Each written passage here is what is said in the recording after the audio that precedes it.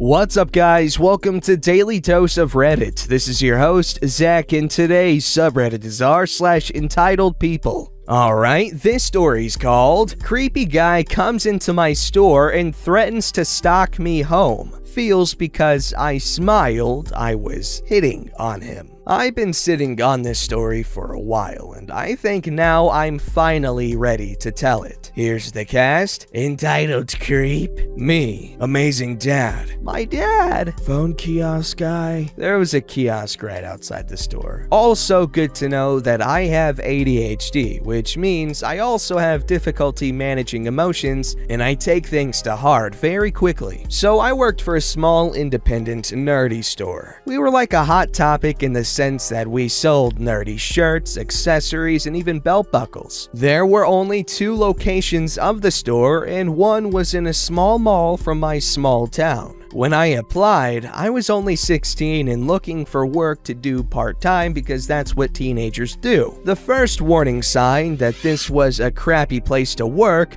should have been when they hired me and never wanted a resume or references. They were that desperate for employees. So anyway, work started, and after like 3 days, I was opening, closing, and running the store on my own. Again, this should have been warning sign 2, but I had no retail experience and thought this was normal, so I put on a brave face and would do my best. My best friend for the 3 months I worked there became Phone Guy because when either one of us went to get food, we would watch each other's store and generally keep an eye out. I was never super close with him, but he was chill enough. One Saturday night, Entitled Creep comes into the store and looks around. He's at least 40 and a large, fat, greasy man. I try not to be judgmental at the time and greet him with the typical hello and a smile. He flashed me a grin back and I thought nothing of it. Then he comes to the till. Hey cutie,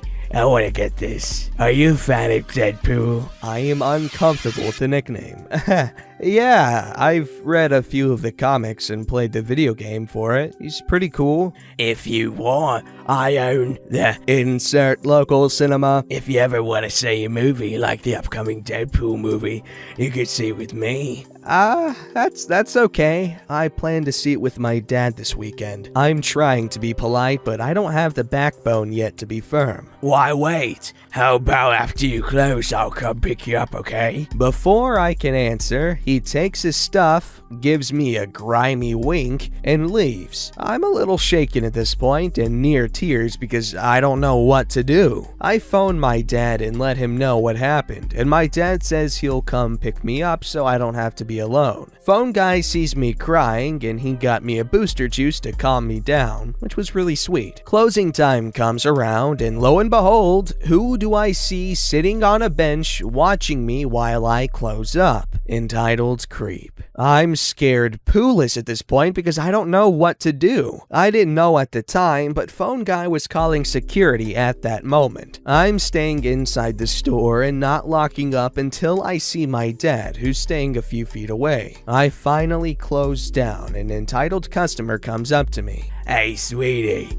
ready to see the movie? I freeze in fear as I don't know what to say. My dad walks up behind me. My dad is a big guy. He's a no bullcrap kind of dude with others, but very protective of me. Excuse me, can you leave her alone? Hey, the frick are you? I'm taking it to a movie. Nothing harmful. And I'm her father, and you will leave her alone. She's coming with me. If you don't let her come with me, I'll fire you until she agrees to come with me. I don't remember a whole lot, but security finally comes up and gets involved. My dad is yelling at this point, and I'm horrified about what's going to happen. Security eventually tells him he needs to leave me alone. As he's walking away, he yells out, "That little Lucy smiled at me. She wanted to be hit on. Thinking feminist plays hard again gets mad when guys take action." My dad helps escort me home, and I arrived at work the next day to announce I am quitting and that this is my last day. I still have PTSD about closing and it still affects me. I'm scared of closing, and thankfully at my new job, I'm never expected to close alone. Anyway, sorry if the story is formatted weird or anything. I'm happy to answer any questions you may have. Well, that was really creepy. Guys, if you're trying to like pick up a girl while she's at work, first of all, you have to consider the possibility that not every girl wants to be hit on at work or just in general. But if you do want to hit on a girl while she's at work, just don't be creepy, man. There are ways to hit on someone without being creepy and creeping them out. The way this guy did it was not that. Because essentially what he did was try to trap her into freaking interacting with him. Creeping on a girl when she's at work is just really messed up because she's stuck there, man, for hours at a time. Not nice. Thankfully, it worked out okay for OP, and be glad her dad was, so quick to get there. And also, phone kiosk guy. This story's called Entitled Renter Wants Me to Pay His Landlord for Damage I Didn't Cause. Here's the cast. There's me and Entitled Renter. Don't know if it's a guy or a girl. My family and I live in a large building that houses several storefronts on the ground level and apartments on the second level. We own both levels of our portion of the building and have no relationship or communication with the other landlords. We live on the edge of what's considered the bad part of town, and the apartments around us are a revolving door of low-income renters who tend to treat the neighborhood and the people in it like crap. There's a fair amount of drug use in our neighborhood too. The drug use itself really doesn't bother me. People can do what they want to do, but the drug users aren't known for taking good care of their rental units. The landlord next to us rented her upstairs apartment out to some guy and his girlfriend who like to have parties at all hours and blast hard bass so loud that the whole block sounded like a Russian rave. On at least one occasion, my wife saw him and his guests climbing onto the roof so they could shout at traffic on the busy street below us. Really stellar people, you know? The way our building is put together, the entitled neighbor's apartment has a rear walkout that overlooks my fenced-in backyard. At the time, we also ran a business on the ground level of our building that had our telephone number printed on the window. This is important to the story because the backyard is where I let my indoor cats play during the day when we're at home. And the front window is how Entitled Renter got my phone number. So, one day, I get a knock on the door. Entitled Renter is furious because he says that my cat is constantly escaping my yard and climbing up into the soffit fascia above his back door on the rear walkout that overlooks my yard. It's no surprise that he knows I have cats, and he knows what they look like because he can see them in my yard when he's coming and going. Then he says that his landlord is charging him $500 to pay for the repair, and since it's my cat that did the damage, I have to pay him for the cost of the repair. I really didn't believe that my cat was doing this damage. I'm sorry to hear you're having this trouble, but I really don't think my cat did this to your building. Well, he flipped his lid and started screaming and shouting. I finally told him, pics or it didn't happen. He rage quit the conversation and went away. Later that same day, a police officer shows up at my door. Apparently, Entitled Renter thought he could file a complaint and get the police officer's help to mediate a solution. The police officer took a picture of my cat, and the Entitled Renter looked at the picture and swore that's the animal that was causing the damage. But he knows what my cat looks like because he can see them from his yard. The police officer says that he really thinks the damage is being caused by raccoons, which is a likely explanation. But I also suspect that he damaged the soffit fascia thing while climbing onto the roof while high. Nothing could be done, so the officer left. At any rate, this should be covered by his security deposit. And why isn't his landlord the one talking to me instead of him? The next day, I started getting crank calls from anonymous numbers. One guy claimed he saw me hit his car in a parking lot, and another guy said he's been stealing our mail. I laughed at all those callers and told them to get lost. Entitled Renter comes back a few days after that and says that my cat is tearing up the soffit fascia of his apartment at all hours, and if I don't pay, then he's going to put out traps, catch my cat, and then take it to the pound to be euthanized. I said that it's his property, so he can do whatever he wants. But at this point, I'm dead tired of his bullcrap. I told him that my phone number is on the front window and I want him to call me at any hour of the day, no matter what time it is, the very next time he sees or hears my cat damaging his apartment. He huffs off and I look forward to the next phone call. Fast forward a few days and the whole family is going to a barbecue party at a friend's house. We brought the cats inside, locked the house, and left around 3:45 to help with setup. And we came back home at around 10 p.m. after a long day of food and drinks. We never let our cats out at night, so that means that they were inside from 3 p.m. and were still inside the next morning. I got a phone call from Entitled Renter who says that my cat was at it again last night. Oh, I'm really sorry to hear about that. When did it happen? Entitled Renter says that my cat was up there last night at 9 p.m. To which I responded, well, my whole family went to a barbecue yesterday, so my cats were locked inside from 3:30 and they haven't been back out since. And now that I've caught you in a lie, I think you can stop coming after me for this money. To Entitled Renter's credit, he never bothered me again after that. Hey, at least he knows when he's beat, so that's pretty good. That's better than most people. This story's called, Are You Going to Hit My Mom's Wheelchair or Just Stare at It? Posted this on Entitled Parents, but was told you guys would like this. Mobile Reddit user, my apologies, but this story still makes me ponder about what really went on to this day, because it's just so damn confusing on what happened. Here's the cast. There's me, Entitled Daughter, nice mom of Entitled Daughter, Park Worker. When I was around 16, my friends and I were at Six Flags enjoying our time,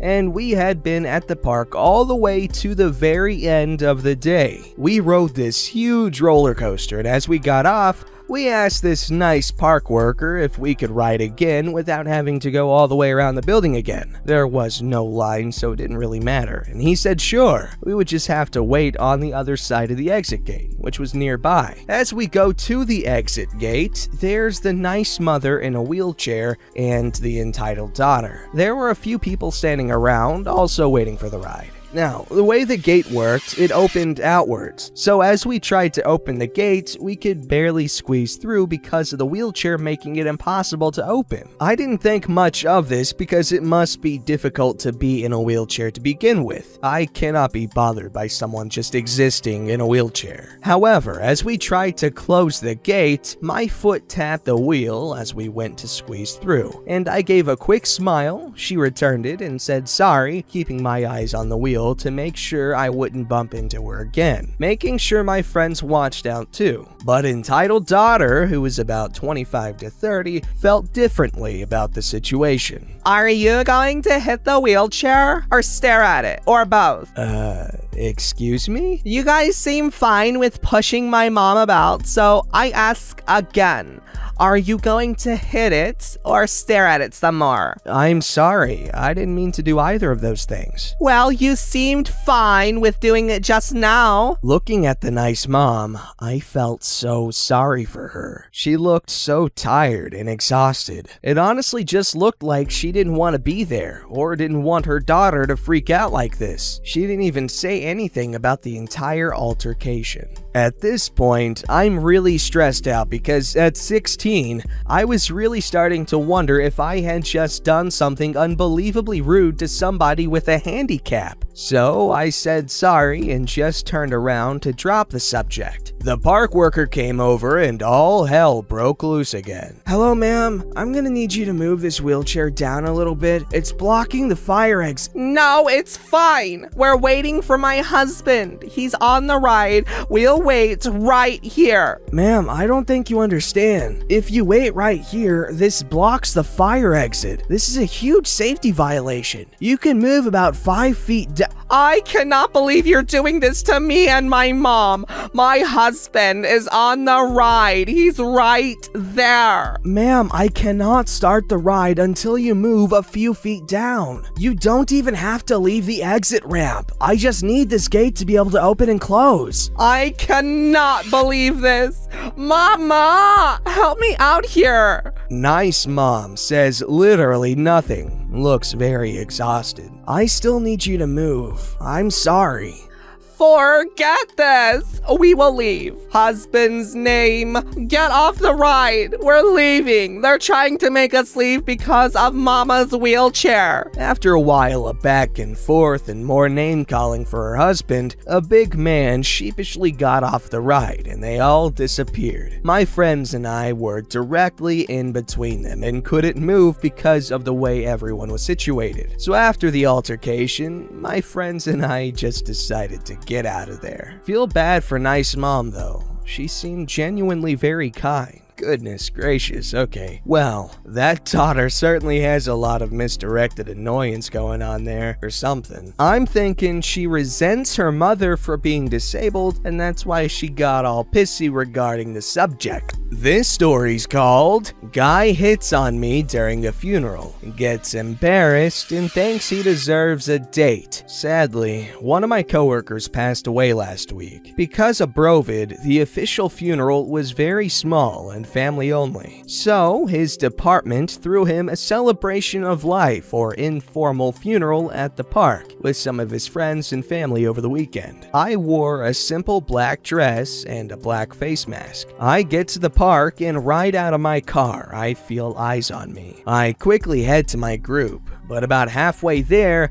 a guy walks up next to me and starts sweet-talking and complimenting my ass. I know this guy. He's a coworker who clearly doesn't recognize me with a mask on. I pull my mask down and say, "Hey," coworker's name, "great weather we're having," trying to embarrass him. He stutters and backs away from me. What the hell? My name. He shouted so loudly that most of the party looked at us. I rolled my eyes and continued into the funeral. After about an hour, he finds me again and tells me I owe him a date for embarrassing him in public. Really? You're using departed coworker's funeral to get a date? Suck my Richard. I made sure the surrounding people heard me. Coworker got a bunch of nasty looks and left shortly after. He doesn't work in my building and I'm a little higher up in the food chain, so I literally have zero loves to give about our interactions. Wow, I guess today's episode just got a bunch of creeps in it. Jeez, man. Well,